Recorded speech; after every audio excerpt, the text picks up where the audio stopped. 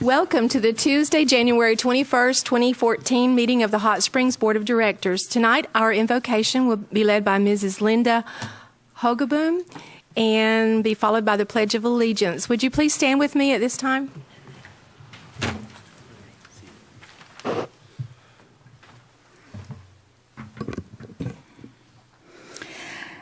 Our Father, we acknowledge you tonight as Almighty God. We praise you because you're the God of our city and the God of our nation. You're the light in the darkness, and you're the Prince of Peace. And we're a restless nation, Lord. We give you thanks tonight for our mayor, Ms. Carney, and for our city manager, Mr. Watkins, and all our city council members that you have chosen and given the privilege to lead our city. As they meet tonight, they're going to discuss and exchange ideas regarding Hot Springs and our community. And I pray that you would just surround them with your vision for our city, for your wisdom, for your power of discernment. And there'll be those that will probably need to bring petitions or they need to be heard. So I pray for organization in their thoughts and in their discussion. I pray that you would help them to be clearly understood by those who are here to give direction and to make decisions. And Father, we don't want to forget our young men and women who are from our community that are out of the country, and they're fighting for us. So we ask you to bless them and to protect them, to watch over their families and bring them peace, and bring an end to these conflicts soon. Tonight, would you join our hearts and our thoughts together by your gracious Holy Spirit, and may all things here be done according to your will. I pray in the name of Jesus, our Lord. Amen. Amen. I pledge allegiance to the flag of the United States of America and to the republic for which it stands, one nation under God, indivisible, with liberty and justice for all.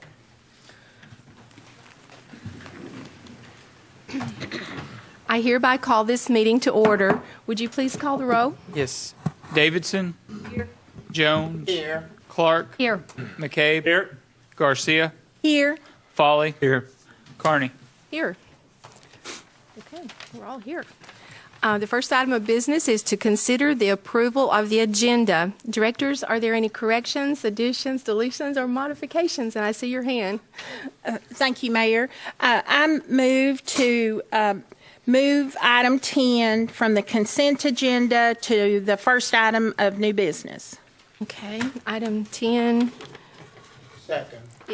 Okay, we have a motion and a second to move item 10, which is a resolution awarding contract to ProGrass for Kimley Park, to the first item of new business. All in favor, please say aye. Aye. Any opposed? Okay.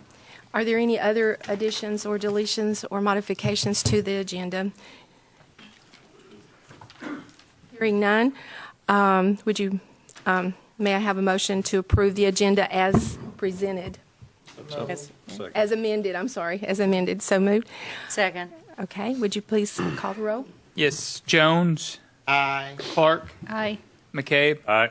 Garcia. Aye. Foley. Aye. Davidson. Aye. Carney. Aye. Okay, it's approved. And the second item of business is to consider the approval of the minutes of the board meeting, regular meeting held on January the 7th, and the special meeting number 1 held on January 14th. Are there any corrections, additions, deletions, or modifications to these minutes? Hearing none, may I have a motion to approve? So moved. And is there a second? All in favor, please indicate by saying aye. Aye. Any opposed? No? Okay, the minutes are approved. In an effort to afford everyone an equal and orderly opportunity to address the items on tonight's agenda, I want to remind our citizens and our guests that we adhere to a 3-minute limit on your comments, and for your convenience, we will display a clock timer in the monitor above. And out of respect for all of us, we ask that you honor this request. While members of the board may have questions for the speakers, I ask that any general comments or statements be reserved for the board discussion after all the speakers have been heard. We also ask that you please silence your cell phones during the meeting, and please refrain from any disruptions of the meeting. And should you need to leave prior to the conclusion of the meeting, please do so quietly, because we will still be in session and we'll need to carry on the business. And thank you all for being here. Wow, we've got a packed out crowd. Thank you for coming. We appreciate your interest in your city and for the business that is going on here, and we want to thank you for coming. At this time, we have guests to recognize, and our first guest is Mr. Ko Takahashi. Okay, I'll do it again. Takahashi. Okay, and would you please come to the podium there? And I have, I'll read this before we get started. Mr. Takahashi's visit is part of the city staff exchange that takes place within our sister city program, whereby delegates from both Hot Springs and Hanamaki government visit their sister city to learn more about best professional practices and bring helpful information back to their own government. Do we need a translator, or does he understand what I said? He got it. Did you understand? Okay. Mr. Takahashi is a member of Hanamaki's taxation division and is interested in learning how to improve the efficiency of his work in Japan. He will shadow and meet with a number of city and county staff. Ko, on behalf of the board of directors, welcome to Hot Springs. And I would like, we hope that you have a wonderful and productive trip here, and we're thankful for you being in our meeting tonight and have a gift for you. Good.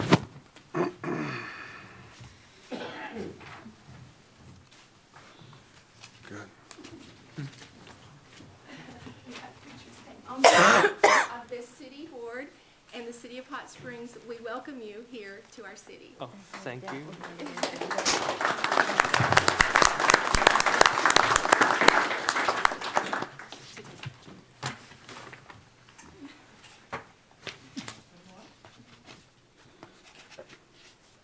Thank you for coming. Would you like to say something to the city? Can you Yeah. I think it's he You can do it all by yourself. Okay, great.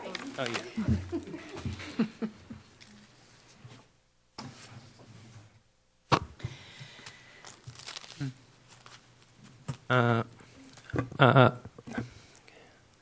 Good evening. Good evening. Thank you for visiting me to the meeting. I'm Steve Walker in Hanamaki. I working in tax collection section.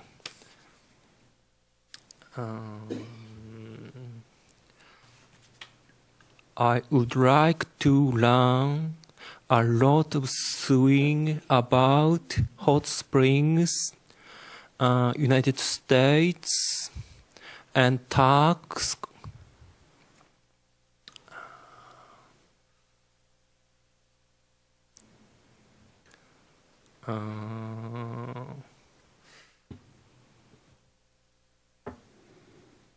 Sorry, thank you. Okay.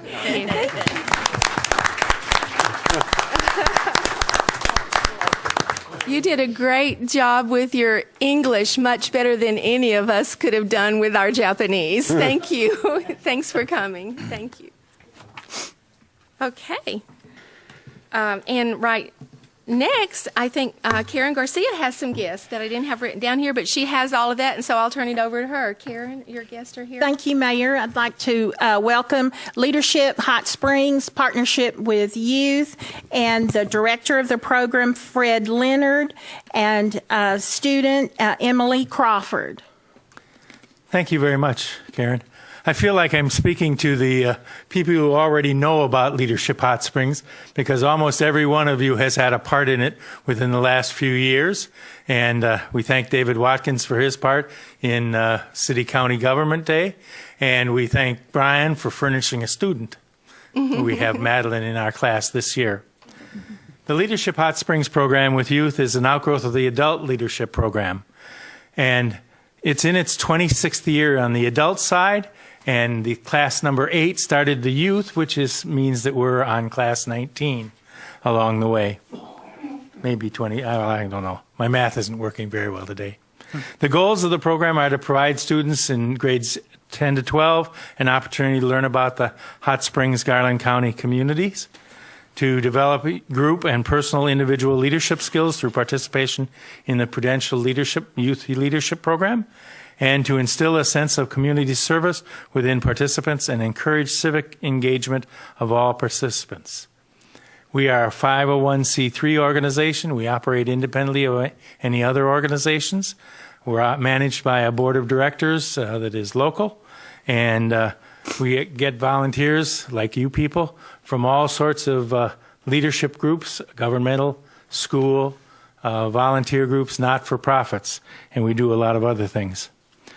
Class 19 program consists of an overnight, and we'll let Emily explain some of the programs that we do, 7 leadership days, and a graduation ceremony in May of this year. The January class day is held on Martin Luther King Day. The other days are held on the second Friday or the second Tuesday, or the first Tuesday of each month. Students are nominated by school personnel, past youth and adult participants, and the public in April and May for people who are interested in it. The opening of nominations is announced in the Sentinel Record. Nominees complete an application which includes information about school and community activities and vocational goals. Upon completion of the application, they are reviewed by a selection committee, which has probably the most difficult job in any organization that we're sitting in, except for those that have to select scholarship people. Tuition for the program is $175. Most school districts pay the tuition for their students in part or in full, and we have a limited number of full and partial scholarships that we provide for the program. There was one other thing. We have 5 or 6 of the 7 school districts participating this year. We don't count ASMSA, because they never seem to have any time. The students are working full-time just getting grades. So I'd like to introduce Emily Crawford, and she's going to talk about some of the programs. I'll talk very briefly about the remainder, and we'll be done. Thank you, Emily. And Emily is a student at Lake Hamilton High School. Yes, ma'am. My name is Emily Crawford, and I'm a junior at Lake Hamilton High School.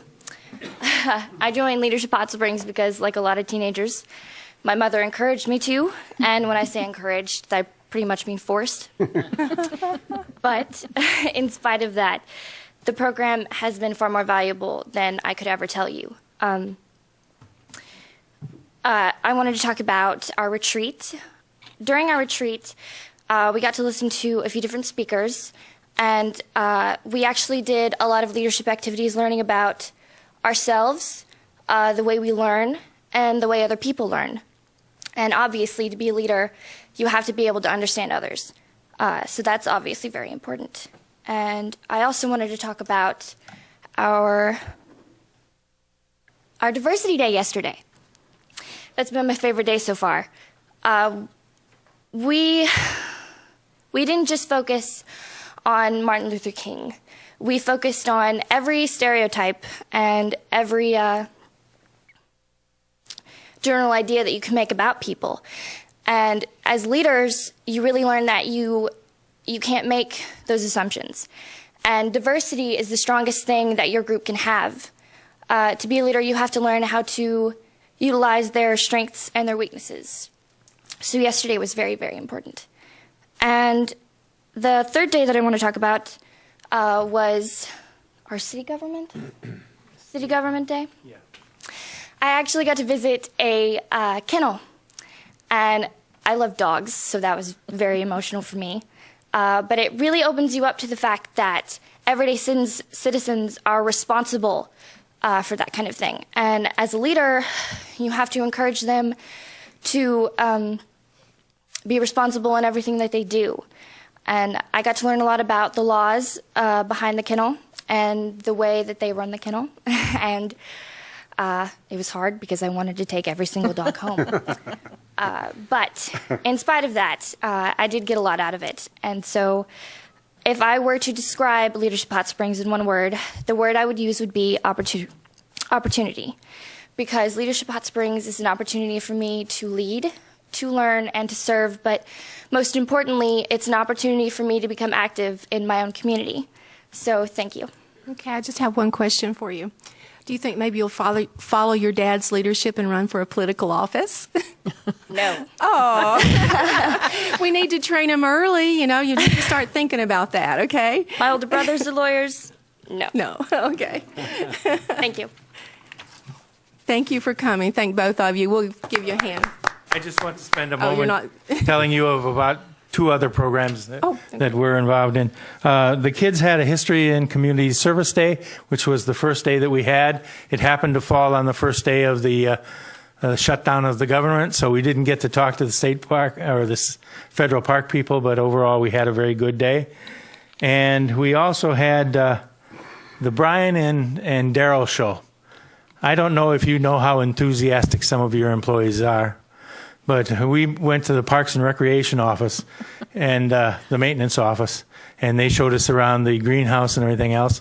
And I think the thing the kids were most excited about was to find out how many jobs those guys do, from the baskets downtown to planting the gardens or the center of the roads and all the other things they do. You've got a very enthusiastic staff there, and we look forward to it. We still have coming up State Government Day, where we go to Little Rock and meet the governor and the others. We have Environment Day, where we go out on the lake and talk about the impact of the lakes upon our city. And we have Health and Human Services next time. So thank you very much for the opportunity to come and talk with you. Leadership Hot Spring benefits from the time that each of you gives, and we very much appreciate that.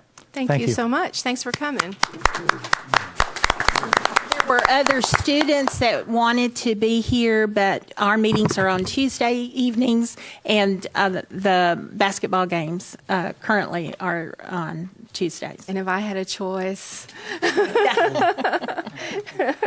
Okay, the next item of business is to hear our city manager's report. Yeah, thank you, Mayor. This morning I had the pleasure of being on the Dick Antoine show, and you get questions and answers from the public, listening public. And I had a couple of questions and comments and compliments, actually, that prompted me to bring up an item. When you drive down Valley, and you're passing by our recycling area, you'll notice that we're in the midst of finishing up a skate park.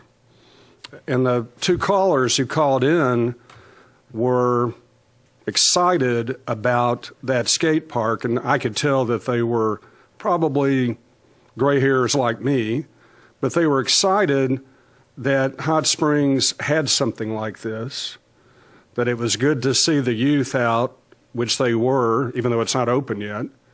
And, what a quality of life component that is to Hot Springs. And so I think as we talk about parks, tonight we're going to talk about parks, we need to think about how important parks are to our quality of life and to our goals of trying to attract families to Hot Springs. That skate park was funded by a grant, and it will open officially in March. And of course, the board will be there. But I would really encourage people to go by there. It's really, I think, kind of symbolic of what communities can do when they work together to provide opportunities for all segments of our population. So just wanted to pass it on. I think it's a real... For it not to be open, there's usually about 50 kids Oh, on there yeah, every at afternoon. least. So I don't know what's going to happen when it's open. Yeah. Oh, would you like to tell us what your presentation at the chamber today, anything about that? Yeah, I Eduardo? did. I've got a couple of things, actually, on that note. Today we had a presentation at the Hot Springs Chamber of Commerce to our 2 committees. The Chamber has a committee that's been following the whole future water use issue in Hot Springs. And then the city has its own committee that has been working with my staff and just bouncing ideas, being advocates, critics, what have you. And so we had our lead engineer on the Lake DeGray project speak to that group. And a couple of things that just wanted to bring the board up to date, and obviously the public through the TV. Right now, in fact, I just received it today, is the agreement between the Corps and the City of Hot Springs to actually kind of codify the purchase of the water capacity at Lake DeGray. So that is underway. The intake site is being designed. We're visiting with property owners already about a route. If everything goes according to plan, then that plant, which we really need, would be operational by the end of 2017. Once that plant becomes operational, and this was part of the presentation, then we're free to go back to Entergy, which, as you know, owns Lake Hamilton. We have an intake at Upper Lake Hamilton, and we've been constrained by how much we can draw from that intake because of concerns about a failure at Catherine Dam and what that would do to the water intake, which would be we'd be in the mud. And so once we establish that we have a second water supply, then Entergy will be free to lift that particular restriction. Thirdly, just got an update today that our efforts to secure water supply from Lake Ouachita, which is a little bit different than Lake DeGray. Lake DeGray was authorized by Congress to have water supply, municipal water supply, as a use, as a reason for building the lake. That is not true with Lake Ouachita. It was not built for water supply. It was built for hydroelectric power generation and flood control. And so the only way to get water supply from Lake Ouachita is to either go back to Congress, which, as you might imagine, trying to do that in today's climate, even if it was a congenial Congress, pretty difficult to get done because you have to open up the entire dam issue across the country. Or you can go to the Colonel in Vicksburg, the Vicksburg district. If we go through a series of studies, he is authorized to make an allocation to entities that have applied. And so that process is making its way through the bureaucratic maze and should be approved by the end of this fiscal year, which would be late September. Okay, what do all these things mean to our customers, our citizens? It means that we're going to be able to lock in a water supply, not production. That will take a series of construction projects, which may or may not be needed. But we'll be able to lock down a water supply that will be able to serve the city, a good part of Garland County, literally for the next 100 to 150 years. And I think why that's really important, and this group understands it, and I'm sure you do too, that you can generate electricity. I mean, you can do things, you can build things. You obviously can't do that with water. And so water supplies are being locked up. And we are locking up a water supply before it's gone, because your options if it's gone are slim and none. So, Mayor, I'm pleased to say that we are moving in that direction, and I think the business community and the people who've been following this are excited for the community, because this takes a community effort to do this. And I think we've had great support in our dealings with the Corps, dealing with Central Arkansas Water, dealing with the State Natural Resource Council. And so I'm very pleased with how that's going. Would you like to tell them about the meeting just before that, or combined what it was, the regional? Yeah, today we had the state of Arkansas has. You don't have to tell them all. Okay, I'll make it shorter. Real short, and what it was about. I'll do the cliff notes. The state's developing a new comprehensive economic development strategy. And to that end, UALR, the Economic Development Institute at UALR, has been commissioned to go around the state working with each Planning and Development Districts, PDDs, to try to come up with what is it that we need to do to make to generate economic development, job creation, quality of life in Arkansas. And so today we had a presentation by Jim Youngquist, who's the director at UALR, at the West Central Planning and Development District over here on Central, and went over a series of issues that were presented to a group of elected officials, including our mayor, county judges from a 9-county region, state economic development reps from AEDC, and it's really exciting to see a strategy come out. Because right now the reality is that some of the states around us are really getting the lion's share of economic development. Mississippi, Alabama, Texas. And there's varying reasons why some get more than others. But I think the governor and state legislature recognizes that we've got to kind of go back and design a new mousetrap. And to that end, we had our little say in guiding that process. Yeah, and the bottom line was it was to get the grassroots, the local cities involved in what's happening all over. So it was really good to connect, and it's with our city too. So thank you. Appreciate that. Okay, do any of our directors have announcements concerning upcoming events? Director Garcia. Yes, I would like to invite everyone to a public community meeting that I will be hosting on Thursday, February the 6th at 4:30 p.m. at the Forest Lakes Clubhouse off Twin Points. The speaker will be Garland County Judge Rick Davis, providing an update status on the new county jail project. Thank you.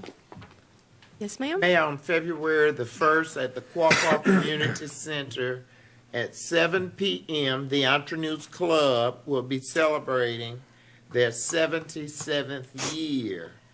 And the entertainment will be Patrilla Pollitt and her band, which she sings country soul.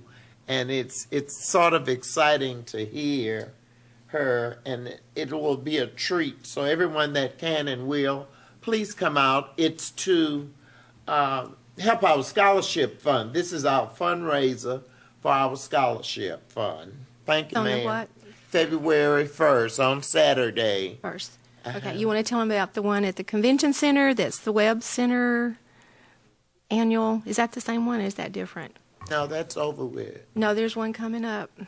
And it's the Webb Center. Oh, that's on February the 8th. 8th. Okay. That's the Black Heritage Program.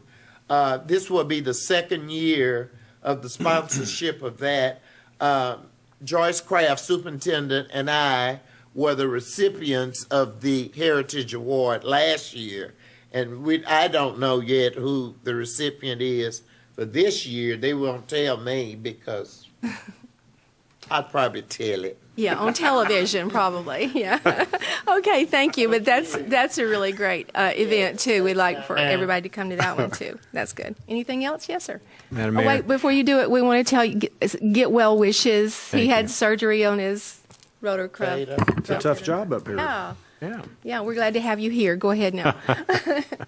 I'm probably going to get this announcement wrong, but it struck me when I was reading the Sentinel Record this morning that last summer we approved the use of the transportation depot area for competition, barbecue competition. Mm-hmm. What do they call it, the Kronk Fest or something like that? Okay. Well, Saturday they're going to have the same thing at the Culinary District. Only this time you'll be able to go in for a fee of $5 or $7.50, something like that. You'll be able to go and buy some. Yeah. So I mean, we had a great turnout last year. We've not heard anything since that time. We heard some negative when it first came down the road. But this is an opportunity to make that grow even better. So Great. I would Thank encourage you. people to get out and try it at the Culinary District Saturday morning starting at 10 o'clock, I think it is. Great. Thank you. Okay. Anything fun. else?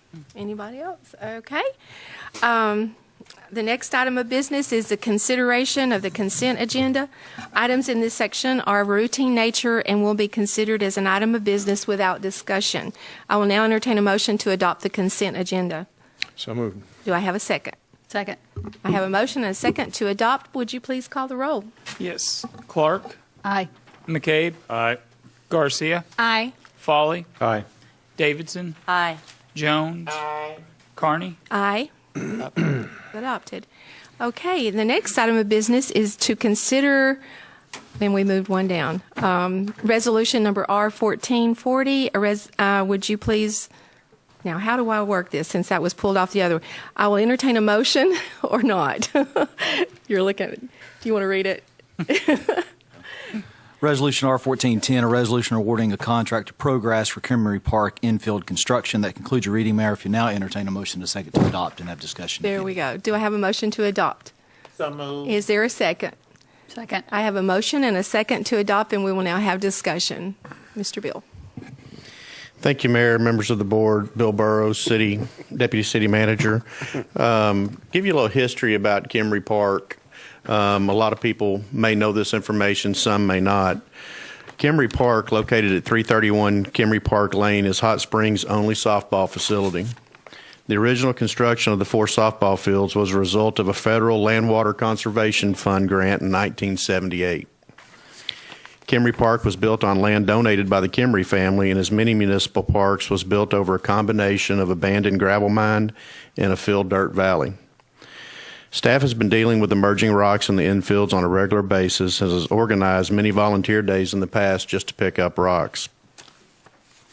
Even with this problem, 2 years ago, our city softball program was the second largest in the state. It attracted adult players from neighboring communities, and our youth leagues provided a safe and wholesome sports activity for kids. Also, tournament rentals were increasing on the weekends and adding to the local tax base in the form of hotel rentals, retail shopping, and restaurant activity. Last year, however, with record rainfall recorded at Kimmery Park, the rock substructure and the lack of internal drainage forced us to close the fields to organized activity.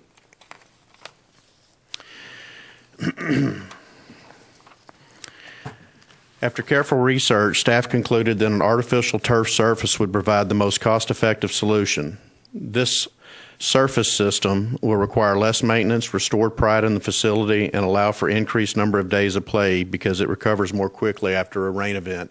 The picture on the screen is representative of what a softball infield would look like. After a 2-inch rain, you could play on that field in 20 minutes.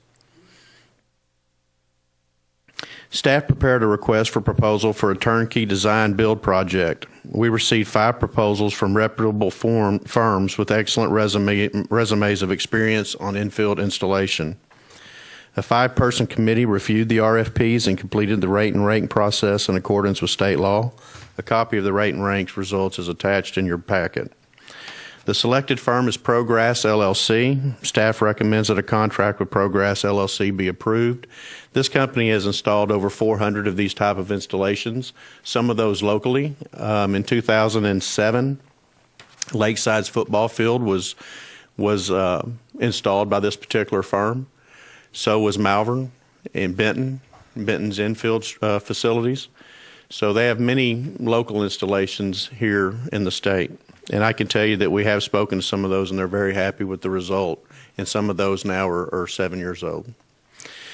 Funding will be provided via the 2014 City of Hot Springs capital budget in the amount of $286,091. That is a lot of money. A couple of points I'd like to make there is, as we were reviewing this originally, we were looking at coming back in with dirt and rebuilding those fields. The cost for that was $180,000. So we did review all of those as we went through this process. However, Lance, can you go back to that one slide? Right here. This is a result of what we looked at last year after some of the rains, and this wasn't even the heaviest rain.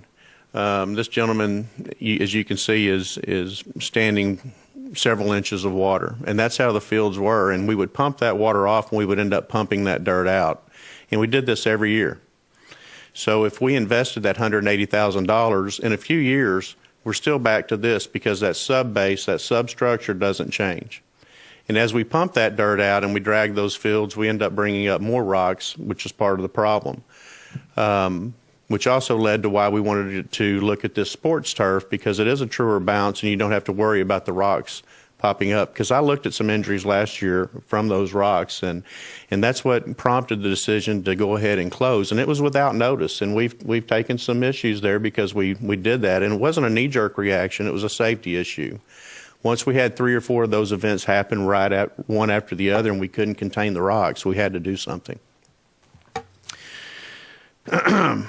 Okay, thanks, Lance. Let's go back to that other slide. So that was the primary reason. Yes, it is a little more expensive to use some type of sport turf, but we don't want to go back to this.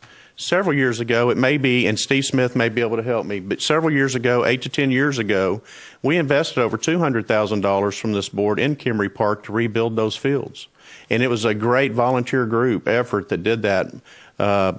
Milton Robbie, Carol Weatherford, Steve Smith, those guys did an excellent job in building those fields. However, as good as we can do on those fields and building them, we can't change the substructure. We can't change the fact that it's a hard pan base that we're going to end up pumping that dirt back out each time it rains. So yes, we are recommending something more expensive than just coming back in with regular dirt. It is the sport turf at $286,091. Portions of the expense are being offset by revenues received from a GIF grant in the amount of $65,000. I want to thank all of our legislative community for helping us get that money, as well as contributions from the Visit Hot Springs Advertised Promotion Commission in the amount of $100,000. The remaining expense is being funded by the original capital budget of $60,000. The deferred expenses of 2 capital projects and 1 piece of equipment. As we went into this, we did not know what the impact, we didn't know what the bids were going to be, what the proposals would be. We were basing those estimates by talking with other facilities that have gone through this process, and it was a really wide range. I was actually pleased to see this number because some of them were well over $300,000 and $400,000. So the original budgeted amount was $225,000. We had to go back into the budget to find areas where we could still complete 4 fields. We had a thought process that possibly trying to do 3 and coming back with a 4th later in the year. After speaking with the company and looking at mobilization charges, it's in the best interest to try to find that money this year and bring them into town one time and do them all 4. So to do so, we are recommending that we defer 2 of those capital projects and 1 piece of equipment. Those include $20,000 at DeSoto Park for construction drawings, $20,000 on a roof replacement at Transportation Depot. Yes, that roof is needed. However, it's part of our capital projects that we had planned, but it does not have to, it's not a critical replacement. We're not having, a lot of leaks or issues like that. However, we've had to patch some in the past, and we had it slated for replacement, but it can hold. $30,000 for a Public Works trailer. That's a trailer that we haul one of our backhoes on. We just refurbished one of the trailers for $3,000. It's in good working condition. We will continue to keep that as a spare once we buy this, but it's, again, not a critical piece today, but it will be needed to be purchased sometime in the future. The city will be applying for additional GIF grants as well as other grants that we can find. If awarded, these 3 capital expenditures will no longer need to be deferred and can be completed in 2014. So I don't have a crystal ball to know whether we'll get that money. Worst case scenario is that we defer these 3 items that I just mentioned. Best case scenario is we're successful in obtaining those additional grants, and we'll make all of these budgets whole and do all 3 of these purchases or these capital projects.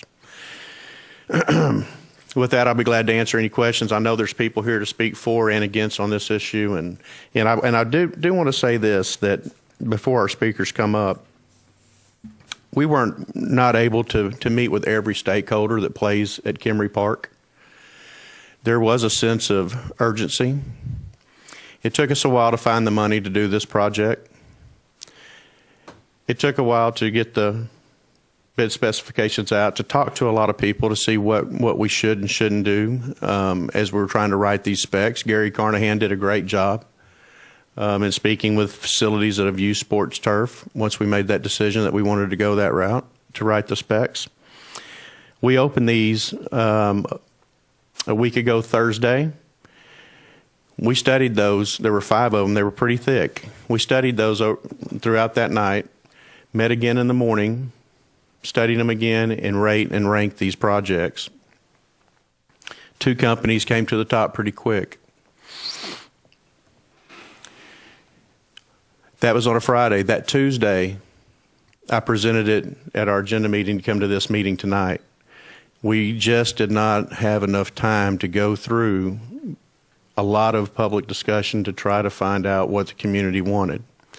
I can tell you that the majority, I've talked to 2 people that were not in favor of this, and one of those was when I walked into this meeting tonight. The majority of the calls that I've received are overwhelmingly in support of this for many numerous reasons, primarily what I just showed you there. There's a lot of as I've learned, and I'm not a sports manager. That's why I need to hire firms that know what they're doing and can come in and give us that expertise.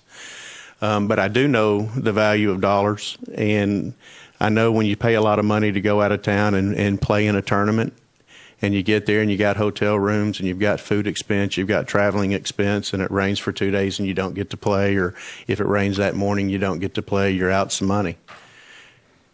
With these fields, those that come here to play, when it stops raining, we're going to play. So I appreciate that, and just wanted to make that statement because I do feel that because we're trying to get these parks up and running as early as possible. We're already, even if we go this route, April 24th would be the date of the final field being completed. We're not going to meet that 1st of April to start play. It sure would be nice to start playing in May. We can have a pretty good spring season, a summer season, and then a fall league. With that, I'll entertain any questions. Thank you so much. You've done a lot of work in a short amount of time, too. Thank you for the reports you've given us. We do have some signed up, and then we'll call you back if we have more questions, Bill. Steve Smith.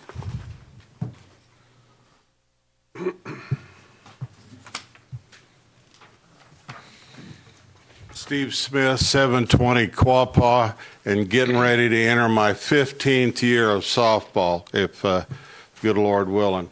Thank you all for having me here, Mayor. Thank you for the directors I was able to speak with today. I really want to thank Bill. He put a ton of effort into this. We appreciate his efforts. Before I make my comments, I would like all the softball players in the room to stand so the board can see who all is involved here. I stand because I play softball, too. Sure. So this is a good cross-section, young, old. We may have our differences from time to time, but we love to swing the bat, play the game.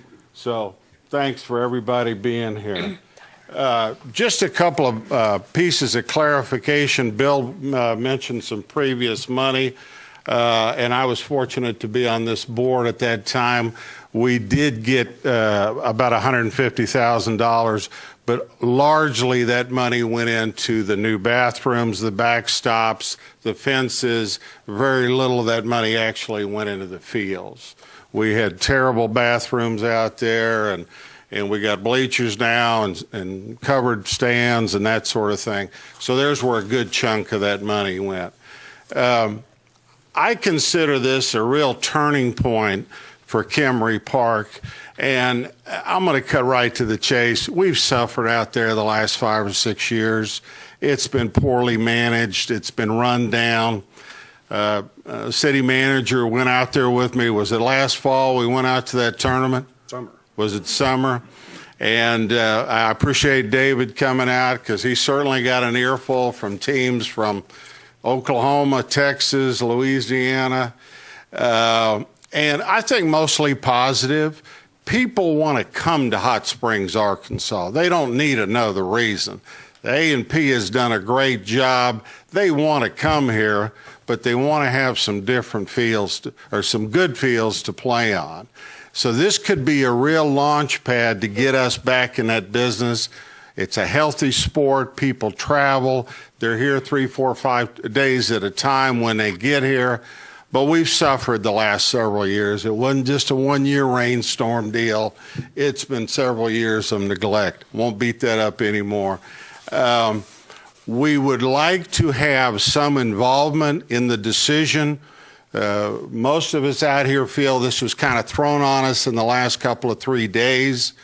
I would like the board to consider tabling the issue for just 2 weeks, maybe hold a work session, open house with Bill, some of you all here, get our input. We're kind of a diverse group. We do have some issues.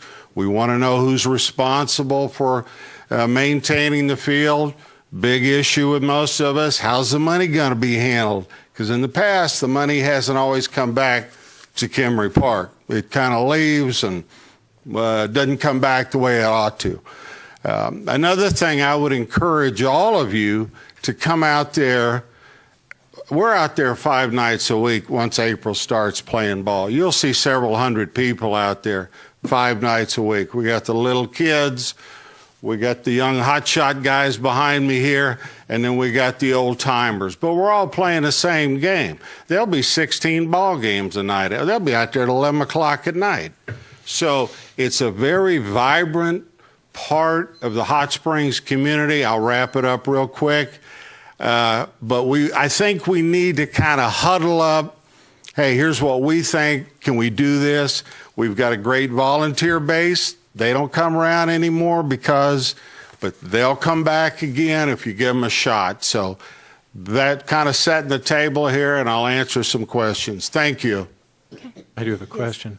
Yes, sir. Steve, thank you for your remarks. You made a comment that money leaves Kimry Park and doesn't come back. What do you mean by that? The money that's been generated in Kimry Park, which is substantial, somehow gets swept into a certain fund, and it's evidenced by the lack of maintenance. We pay a lot of fees to play out there. A lot of money gets generated that way. But it doesn't come back to the fields in the form of maintenance or any of that. The fields have just run themselves. So this was looked at in 07 and 08. The board I was on at that time took a hard look at the budget, found some things there. I don't know whatever happened to that, but I think there's money that needs to stay at Kimry. Yes, sir. Does the money go into the general fund? Yes. And the general fund also pays for the upkeep of the... Yeah. In fact, we did a pretty extensive financial analysis of this and shared it with A&P because, they had some questions too. But I think if you really study Kimry Park, it's upside down. There's no profit being made. In fact, quite the opposite. So we're trying to look at ways to economize, which includes a whole new management approach. By approving this particular product, in my opinion, your maintenance requirements are going to be much easier because right now that is a very high maintenance place. So no, I don't know exactly what Mr. Smith is talking about, but all receipts would go into the general fund. Okay. But if you look at that as a business activity, it's upside down. I'd like to look at those books with you. You've only got a couple of employees out there. The contracts are subbed out, so I'll be glad to sit down. I've looked at the books before. There was a time when parks wouldn't break down their budget by park. We asked them to do that back in the day. I think it'll be an interesting read, so I'll be glad to help out on it. We've got all that. So, it's sure. just a matter. Broken down. We asked for it. Huh? I said it was broken down in what? Yeah, was asked we've for. got that. Yeah, it's been done before. Okay. Thank It you. was done this year. Thank you. Thank you, Steve. Thank you. Okay, Steve Arison.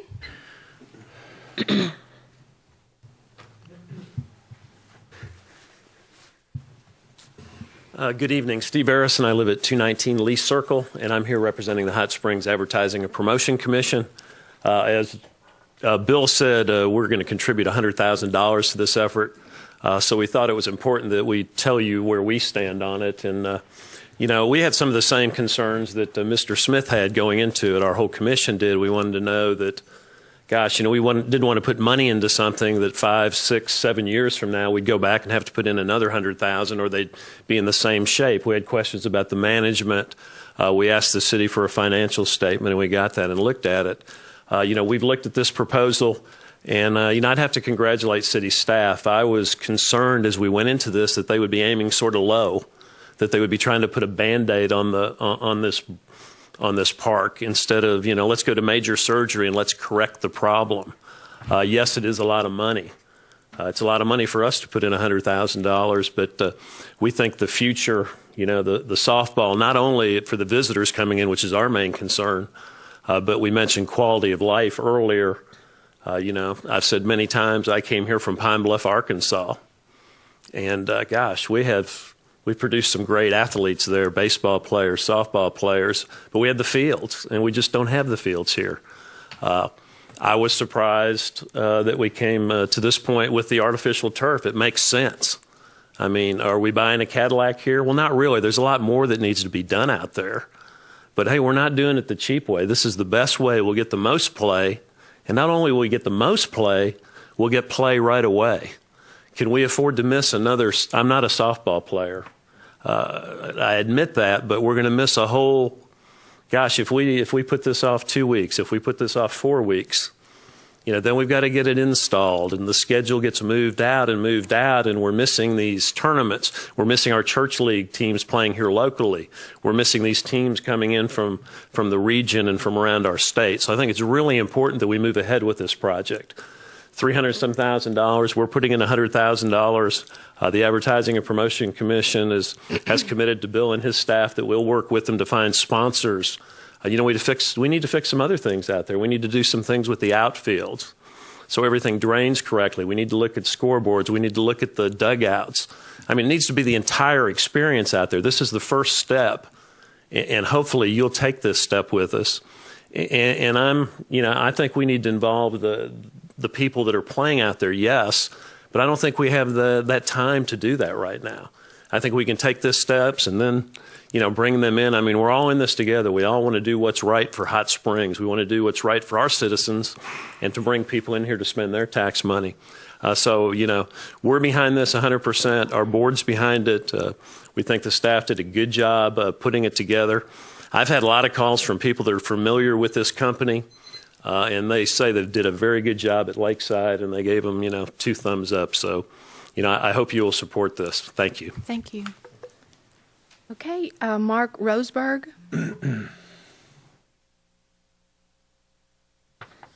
Mark Rosberg, 144 Larkspur Court. I'm here to be the voice of the hundreds of softball players out at Kimry. This past weekend, I drove over 5 hours to play on pro turf fields. Winter World Tournament. Having those fields put here at Kimry Park would open up so much to every other softball player out here in Arkansas, because there is none. Everybody would come to Hot Springs to play softball. You would see a tournament go from 15 to 30 teams just like that because of the pro grass. If you fix the infields to dirt, the player's going to come and go, okay, these are nice, it's dirt. They're going to leave. They're not going to come back. With the pro grass, they're going to come, they're going to play, and they're going to be like, we're coming back. Next one. The maintenance, it's being said that the maintenance is kind of the issue. There is no maintenance. They're put down, you play on them. There's not a lot of upkeep. That's why all the high schools have gone to this for their football fields. I hope y'all don't, I don't know the proper word, shelf this or whatever. Resolve it tonight. We're not getting to play at all out there because of the way these fields are. We're having to go to Arkadelphia, Benton, Jacksonville. You're losing money. I mean, we're here to play, and it's January. So please take that into consideration. Thank you. Thank you so much. George Pritchett. George, do you play softball? I'm just wondering. Much less than I used to. George Pritchett, 210 Carl Drive. I want to commend the A&P Commission for putting some money up. That was a wonderful thing. I want to commend what Bill Burrows has done in studying this. I understand what Steve Smith said. I think it is important.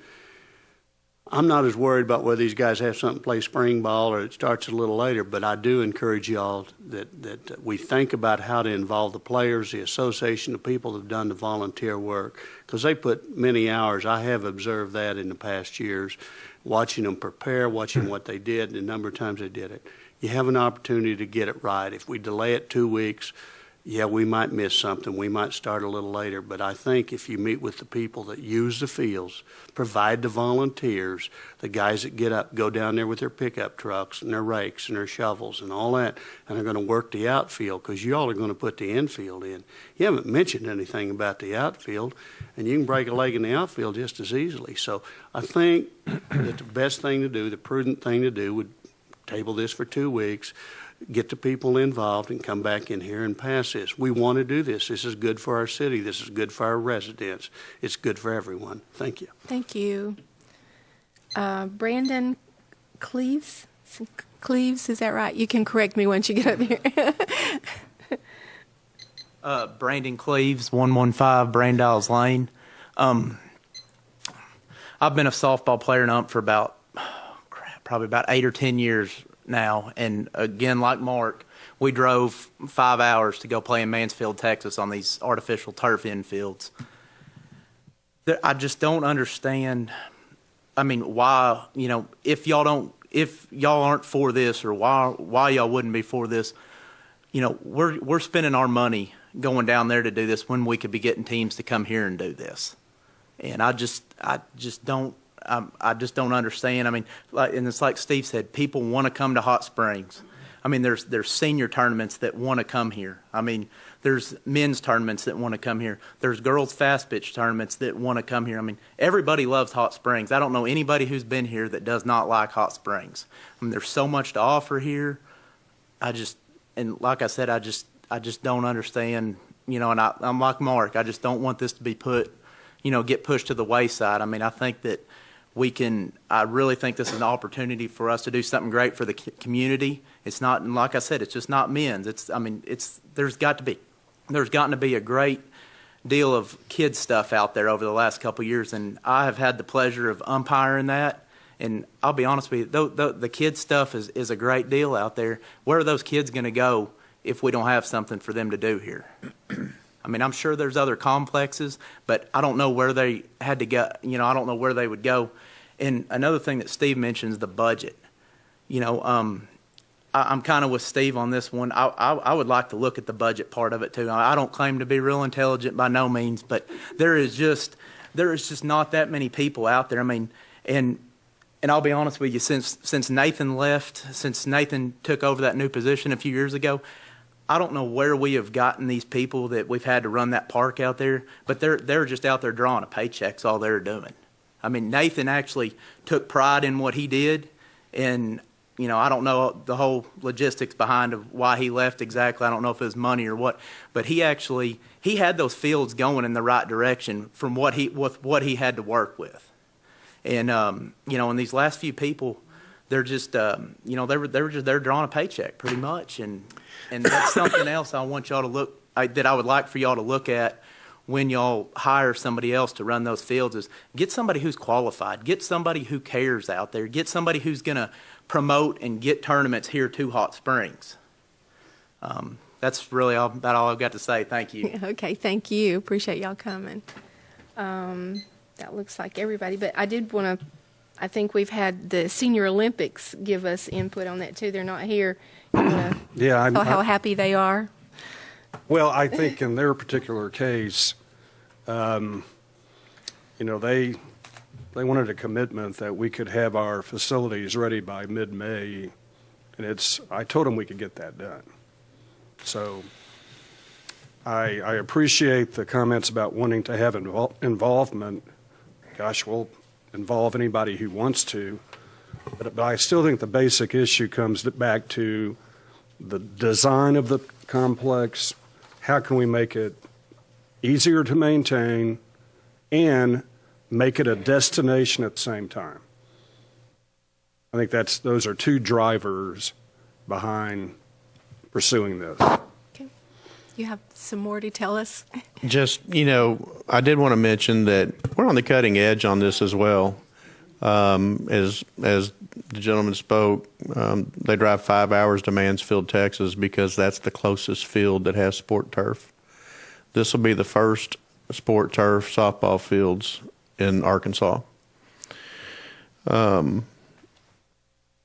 We are looking, and Mr. Watkins stated some of this. We are looking at a whole new management model for Kimry Park and recreation in general. I'll be presenting that to you over the next 2 weeks. Funds, as we embark on this capital project, Ms. Yates, our finance director, has set up a separate fund just for this Kimry Park venture to where we can track every dollar that we've received, and it will go into this park in building it. There are a couple other things that we need, a couple of pitching machines. We've got that in these monies that I've just talked about. We heard about the scoreboards. We've got somebody looking at lights to come in and replace all the lights for an energy efficiency savings, and they may do that for the savings of the lights. We may get that done at no cost to the city. I've had so many phone calls of people excited about what's happening that they want to get involved. I've had the president of Leadership Hot Springs call, and they want to talk to me about making this their 2014 project, not just for 2014, but every year for that class. Those are exciting things. We talked about the movement of youths and the tournaments that we could play out there. There's an explosive youth movement. It's a $7 billion industry. There are cities that are building these fields with parents, millions of kids playing, parents spending thousands of dollars, and they're building these fields so they can host them. We need to tap into some of that. We don't need to lose sight of our church leagues, our senior leagues, or our own youth here in the community. But if we can put together something to where we can actually play our leagues during the weeks and have tournament ball on the weekends and start helping pay for some of the things on that part, a lot of people don't understand what it costs to run that facility. Made about $74,000 last year. We spent about $200,000. It costs a lot of money to keep that place, and you got to think it gets played on every day. There's not any down times. But I wanted to share that. We have to look at a different model. As we move into this, 10 years from now, we'll be needing to look at replacing these fields. We've talked about it in other capital improvement projects. We need a sinking fund of some type out there. But all of that we'll look at. We'll put together a new model for you.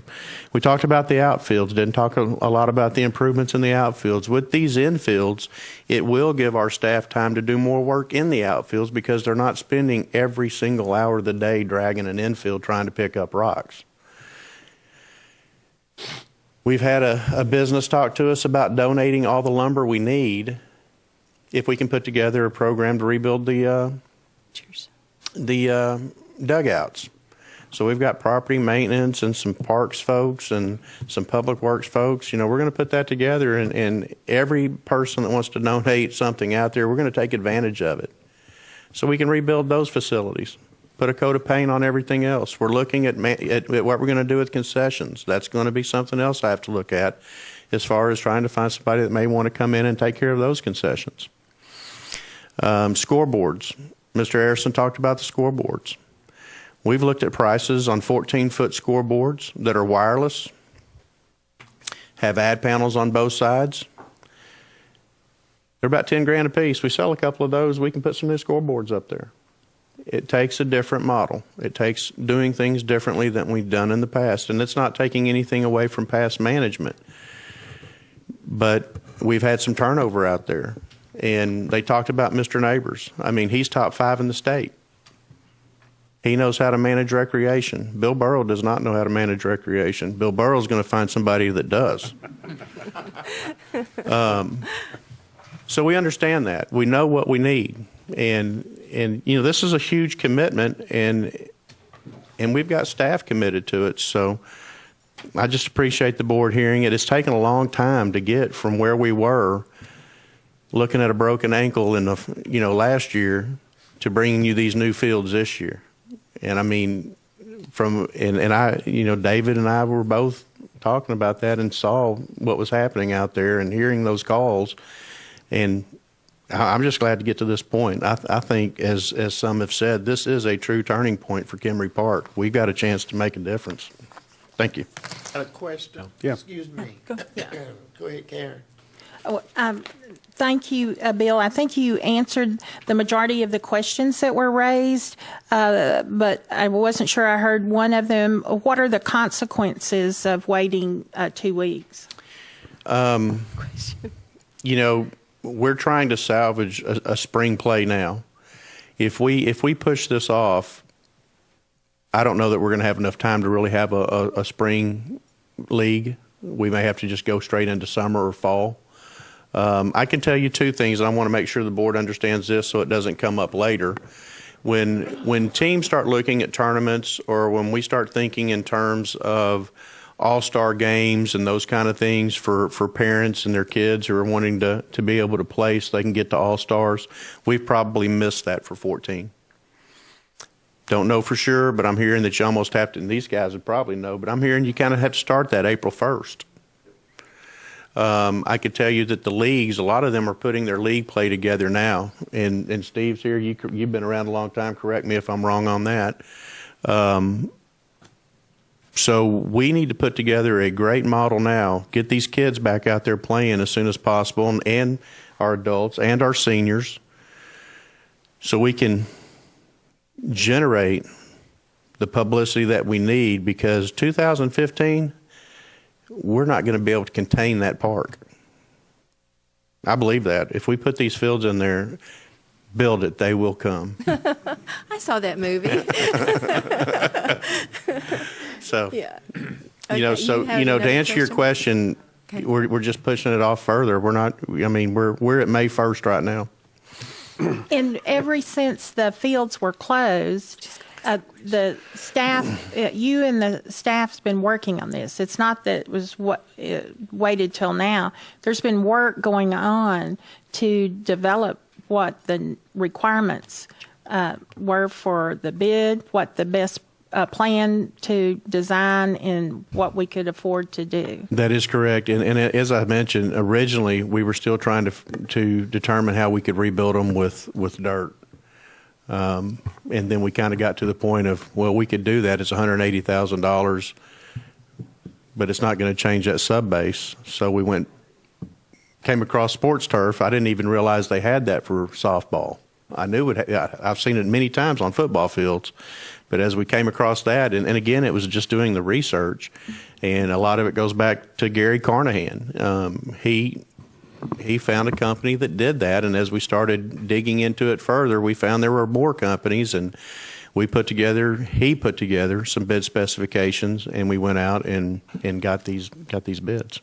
I guess the one thought I would have is, of course we want to involve our players, but the A&P has said they want it to be done right. It comes down to me, if we delayed for 2 weeks, I'm not sure what the mission of the delay is. Is it to reject this particular turf and go back to dirt? If that's true, then we're going to have to redesign that. So I'm not really clear what the purpose of a delay would be, and I don't know what it achieves, except it really eats into what I know a lot of our players are expecting, because we have a lot that work for the city. They don't want to see us delay the season.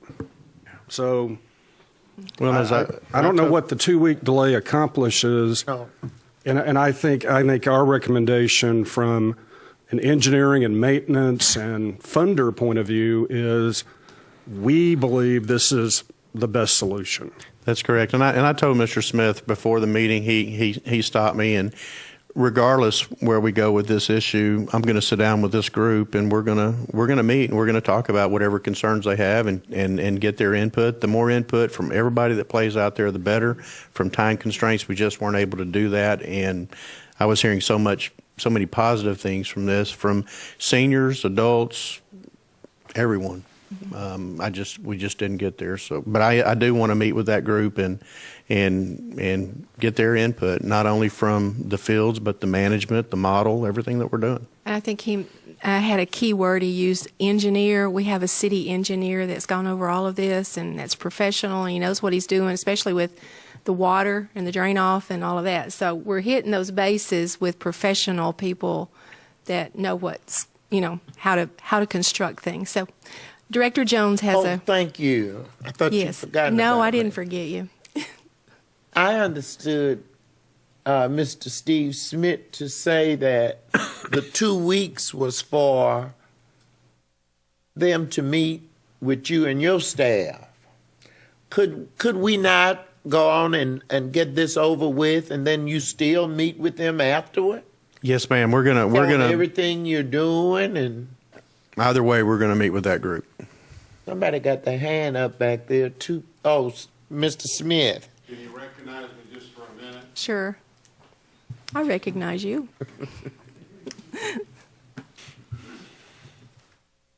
I still live at 720 Quapaw. After huddling up with the guys back here, and I appreciate everybody's input, we're ready to get this thing going and play ball with the provision that we get to meet with Bill starting right away, and our input becomes part of the deal. That's great. So if y'all can commit to that, let's make it happen. I can. Fair enough? Yes. Thank you. Okay. Thank you, Bill. You've done an awesome job with getting it all done, and we appreciate all your work. Any other questions? Did you have a question? Call for the question. Okay, we are going to. I will. Aye. Hearing no more discussion. Do I have a move? Do I have a motion to accept? Or do I have a second? Okay. Would you please call the roll? Yes. McCabe. Aye again. Garcia. Aye. Foley. Aye. Davidson. Aye. Jones. Aye. Clark. Aye. Carney. Aye. Adopted. Motion is adopted. Way too much time spent on that. All right. Thank you. Where are we now? Number. Pardon? Yes. What? Okay. The next item of business is to consider ordinance number 01404. First of all, I will entertain a motion to suspend the rules and read by title only. Do I have a motion? So move. Is there a second? Okay, I have a motion and a second to suspend the rules. Council, would you please read by title? Ordinance 01404, an ordinance accepting the annexation of certain territory located on Hillside Place to the City of Hot Springs, Arkansas, making same a part of the City of Hot Springs, assigning said lands to a zoning district, assigning said lands to a board district, and for other purposes. That concludes your reading, Mayor. If you now entertain a motion and a second to adopt and have discussion, if any. Do I have a motion to adopt? So move. Is there a second? Second. Okay, and discussion would be from you? Mayor, Ms. Selman's not able to be here tonight, so pinging off of our previous item, I'll be pinch hitting for her. Okay. The property that you the property that you see on your screen highlighted in blue is property owned by Stephen and Shannon Carroll. That is on Hillside Place, just off of Lakeside Road, adjacent to District 6. They also own the property just to the south of the property that's outlined in blue, which is in the city limits and upon which their home sits. They have petitioned the Garland County Court on October the 28th to annex their property surrounded by blue that is currently within the unincorporated area of Garland County. That petition was filed with the court. Hearing on that petition was held December the 3rd of 2013 after due notice of that hearing published in the Sentinel Record. At the conclusion of the hearing, the county judge approved the petition for annexation of this property and entered its order on December the 20th of 2013. Pursuant to state law, there have been 30 days has expired since the 20th of December, at which time any objections to this annexation would be heard. There have been no such objections, and so presented to you tonight for your consideration is an ordinance accepting this land as part of the City of Hot Springs assigning it to District 6, Board District 6, and assigning a zone classification of rural residential R1. Looks like they got the best of both worlds right there. Yes, ma'am. Okay. Do we have George Pritchett signed up? Are the owners here? No. Okay. I'm in the same boat as Steve Smith was. I haven't moved since I was up here a few minutes ago. You know, my only concern about this annexation is the fact that I'd like to know what the city's policy is on annexation. We've talked about ETJ and clearing up pockets. When we do this annexation, we create a pocket. So what are we going to do with all the people in that pocket? Are we going to force them into the city? Because the city, all of that area that's in the county is now 100% contained within that pocket. So we've created a pocket, which is the thing that we were trying not to do. Small annexation creates a pocket, county surrounded by the city. Do we intend to force it? Brings me to the next question. We need an annexation policy. The proposed annexations mentioned in the Sentinel Record article included a substantial amount of commercial property along Airport Way and some other areas. What are we doing? That's clearly a money grab by the city to take in all the businesses, and you're leaving all the residences behind those businesses on each side out in the county, Fairwood, everybody out there is all going to be in the city. We're all paying volunteer fire department fees. We're going to diminish the revenue to the volunteer fire departments. We're adding it to the city. We have a city that's, we need 2 new fire stations now if our projections are right. 5 years ago we said we needed one on Carpenter Dam. We needed one on on the south end near the mall. So here we are. We're talking about a corridor annexation. We're leaving everything uncovered. Dilutes the public safety for the services to our citizens now. I mean, we're going to go out there with the fire department, the police department we have. No plan's been announced how you're going to add anything. It makes no sense. We need a new emergency communication system, not mentioned.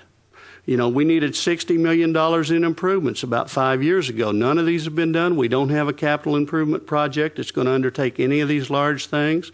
We've talked about a city sales tax, or we talked about a city property tax, but your previous board promised you wouldn't do that, so that seems to me that we don't want to do it. We're not undertaking anything. We balanced our 2014 budget by taking reserves. I think also another consideration is we're trying to get closer over there to where Les Warren lives so we can get him in the city so he can run for mayor.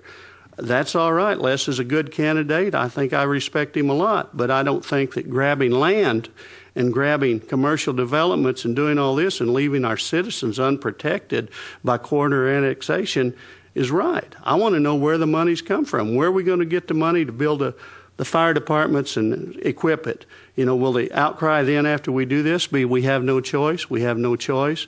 Remember, you can't give anything back to the citizens because you get $2 from the tourist every time you get $1 from the citizens. Thank you. Okay. I have a question. We can have Mr. Pritchett made a comment that we balanced the budget by taking out of reserves last year. Is that true? Well, if you recall our discussion, our history has been that we budget a deficit, but in reality, we're generating a surplus. It's a paper transaction. I'm talking about cash in, cash out. No, last year we had a surplus. Right. I believe, Doretha, was it 300, 200 at the end of 13? Our 2014. We haven't closed the books completely. That's sort of what I'm forecasting we'll be at. Yeah, so actually we had a positive cash carryover, and we anticipate that again. I would just like to put those comments to rest with some clarification because I've heard this several times now, and I don't think it's true. Yeah. So that's why I'm asking the question. Well, you know, with all due respect to Mr. Pritchett, some of that was speech. There has been no effort by city staff to cultivate a potential mayoral candidate. So I really want to diffuse that. It's been in the paper in several letters to the editor, and it's totally untrue. Totally untrue. The deal about going into adjoining fire the issue about taking away from volunteer fire department dues, I would say a couple of things. One, the retail leakage that's going to go on if Hot Springs doesn't grow is taking money away from the true major fire department in the area. So I would argue the same thing from the other point of view. And secondly, gosh, why don't we let citizens make that choice? You know, right now, if you're in a fire district, your ISO rating is going to be probably anywhere from 7 to 9, and you're paying dues. We have already had an insurance person give information to Kathy Selman that when you come into the city and you come in as an ISO 2, not only are you not going to be paying fire dues, but your home insurance is going to drop considerably. So let's let those, you know, if we're talking about property rights, then let's let those property owners make that decision. As we've talked a little bit in the Lake Hamilton district, we do have an ongoing mutual aid relationship with them. In fact, in the Red Oak Ridge area, we have a first response agreement with them. So we have been talking to them. But I think, I appreciate George's passion in his letters to the editor, but there are inaccuracies in there. And what I plan on doing is, as we unveil the annexation plan to you, complete with maps, pros and cons, we're going to be developing a checklist that we're going to inform the public on what the true facts are. Because, as I've mentioned to many people, in other communities I've been in where we have annexed to allow the city, just like a business, to grow, cities that don't grow inevitably either die or, in a few cases, they might become a very wealthy enclave like a Highland Park, Texas. Those are unusual. Normally, if you don't grow, you're gonna decline. So growing is a natural extension of a city's future. But as we get into what are the advantages to the citizen, this is the first time where I'm going to be able to go and speak about the fact that it's not going to cost you. Normally, you're imposing a property tax on people when you annex. In this case, we have no property tax. We're going to see a reduction in water rates. This provides for good planning, which has, we need to be looking at corridors that aren't developed today, but will become the next generation of box stores. And we need to make sure that those are within the city, not without. But we'll be able to present to you a cost-benefit plan. Yeah, there are some costs. I would agree with that. But there are many new revenues that can come in, too.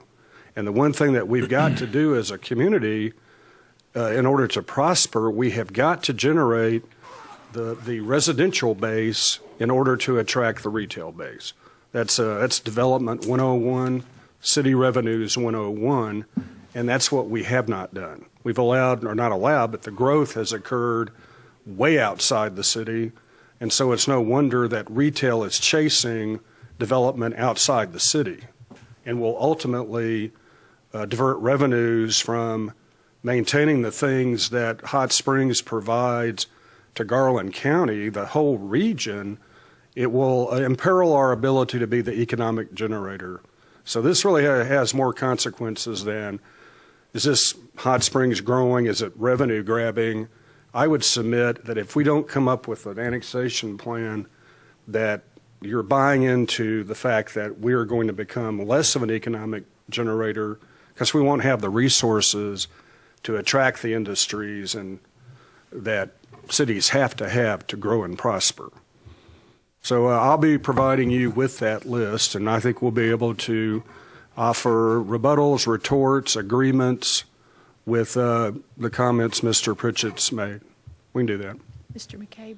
I think we got to get back to the business here. This is a voluntary annexation, and as the city manager indicated, people have a right to come into the city, and there's a procedure for that to be done, and that's what we're here tonight for. So voluntary annexation of the Muse Carroll area. Director Garcia. And it's my understanding the county judge approved this last month. Yes, ma'am. And how many residents is this one home? This is actually this is vacant property.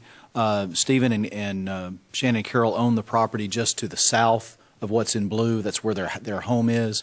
The property that's in blue they purchased a few years ago. There's nothing on that piece of property, but everything on Hillside across the street from both of their pieces of property are in the city. It's developed, and so they want both of their parcels to both be in the city limits. Shannon Muse Carroll is an attorney here in town, and she approached me about bringing this property in. This was not any kind of solicitation on the part of the city to migrate toward anything. This was their request, a truly voluntary request. She attended the hearing and spoke her mind at the hearing. The county judge approved it. And the police department and fire department have no objections. We're already serving the entire area. And they're just asking to annex in the rest of their property that was acquired after their original property. That is correct. Yes. And if they call the fire department to their woods, they would have to call not the city fire department. But if they call from their home, it's in. Yeah, but they won't put their fire out until the county gets there. We've got some fires. Are they all out? All of our fires? Talked to the chief this afternoon. I think they've been contained. Good. But it's with this dryness and the wind, it's really dangerous, very dangerous. Okay, any other discussion on this issue? Hearing none, would you please call the roll? Yes.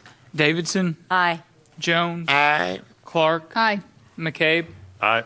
Garcia. Aye. Foley. Aye. Carney. Aye. It is adopted. Okay, was that the last one? Yes, ma'am. Wow. That's a long time for two, didn't it? Do we have any, that concludes the business of tonight's meeting. Are there any comments by our board members? Yes, sir.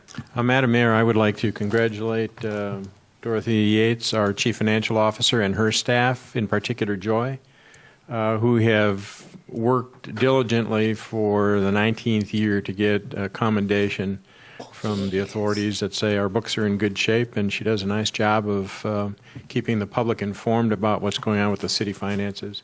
So congratulations, Dorita. Dorita. Yes, ma'am. Minnie Lennox isn't here, but I wanted to recognize her and thank her for the great job she did as co-MC of the Dr. Martin Luther King Jr. prayer breakfast on Saturday.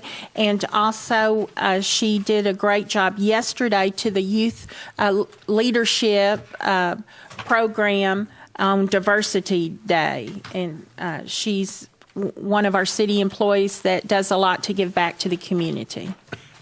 And she did a lot last night with regard. Yes. Goodness. Any other comments? Yes, ma'am.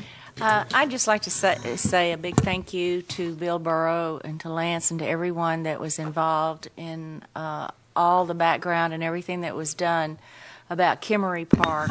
We've known about it for a long time, and then we just sort of sat and we finally got something going. But I think what it has done is expose that not only are other things needed out there, but that you need to look seriously at the organizational structure and how that's managed, because so many municipalities around the country, recreation is an entirely different animal, and it needs people that understand that whole business. And that business is changing, and prior to moving to Hot Springs, I was in the Dallas Metroplex viewing area. I got so tired of hearing about Mansfield Park, every newscast, all through the spring and summer. And it was just, sometimes I would stop and think, good Lord, how many fields do they have? And how many teams are coming out there? It was just, the exposure was amazing, and I would love personally to see some fast pitch girls softball. Yes. But I'm glad we didn't we didn't wait, that it needs to get moving, and I hope to see some improvements. Looking at the difference, there's a $61,000 plus difference, and there's grants out there. There's all kinds of money that can be available and be made available, and I'll help do the research, to get those, to find some funds for it. But I'm glad to see us moving in a really positive direction with that. Okay, directors? Any other comments from the directors? Okay, immediately following the adjournment of tonight's business, there will be a public comment section here in the board chambers. And for those of you who will be leaving, please do so quietly. There being no further business, I will entertain a motion to adjourn. So move, Mayor. Is there a second? Second. No. All in favor, please say aye. Aye. Any opposed? We are adjourned, and we'll wait.